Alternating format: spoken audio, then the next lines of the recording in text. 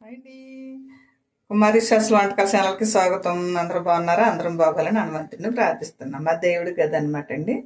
ఈరోజు అయితే తులాకాదశి కదా, పూజ చేసుకున్నాను.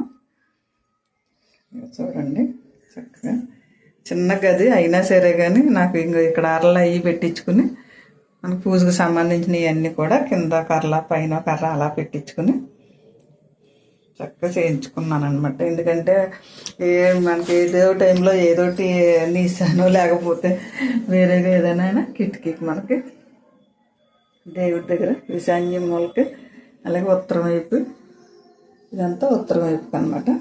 ఇది నాకు తూర్పు ఫేసింగ్ అనమాట. ఇటు కూడా ఉండాలి అలాగని చిన్న పళ్ళ పెట్టించుకుని మళ్ళీ ఇటు కూడా ఫోటో పెట్టుకున్నాను. ఇంక ఇబ్బంది లేకుండా లోపల బయట కూడా కడపలకి ముక్కులే వేసుకున్నాం. తులాకాదశి అనేసరికి తొలి సంవత్సరం తొలి పండగ అన్నట్టు మనకనమాట. ఓకే, మీరు కూడా కట్టుకునేటప్పుడు ఇలాగ సైడు 2-3 అరలు ఇలా పెట్టించుకుంటే మనకి దేవుడికి సంబంధించినవి అన్నీ పెట్టుకోవడానికి బాగుంటుంది అనమాట. ఓకే అండి,